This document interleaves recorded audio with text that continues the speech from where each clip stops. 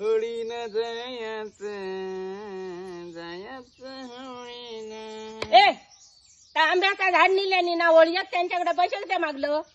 का म्हणजे यदा असल्यापासून ते का पाणी घालीत होता, लहानाचा मोठा केलं. आता आंबे काही वारकी ह्या पळत होती, तो रात्र तर तोडून नेल्यानी. तोडून नेल्याने काला देवासाठी निल्यानी त्या काय असा जाळूक नाही निल्यानी. समजलं तुका समजता क्या का निल्यानी ता. समाजता काय समाजता म्हणून कोणाचा असा तोडून न्यायचा. अरे कोणाचा तोडतात आणि होळी घालतात. इतक्या जंगल तोडून नेल्यानी त्यांचा काय आला. त्या देवासाठी तुया भांडलं. तुमका समजता काय आता. देवासाठी कधी भांडायचा नसता. होळी आपली आती गावाची त्याचा भांडायचा असता आणि पैसे मागायचे असतात.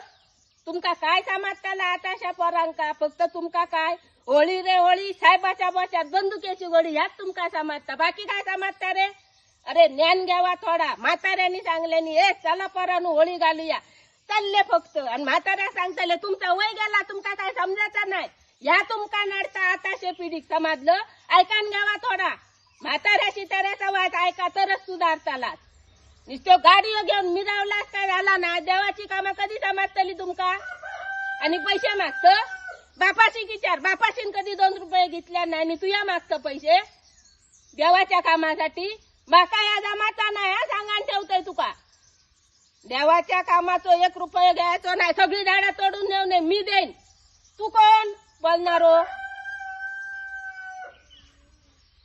सांगलेला ऐकायचो नाही कधी बघूचो नाही.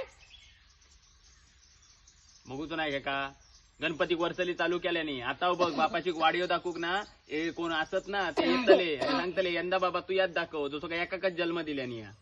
तसा नको. अरे मुंबई पासून लोक येतात ना होळी घालू. मग तू मागल्यास कसे पैसे सांग.